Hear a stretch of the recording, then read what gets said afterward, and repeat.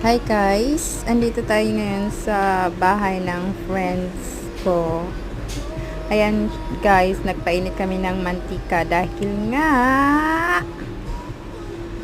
may lulutuin kami ngayon na pork crackling. Ayan siya guys.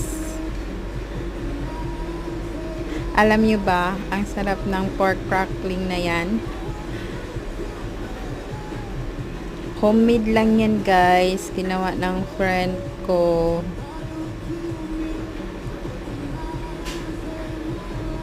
Ayan siya.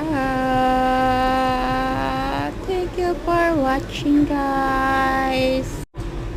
Follow and subscribe. Thank you.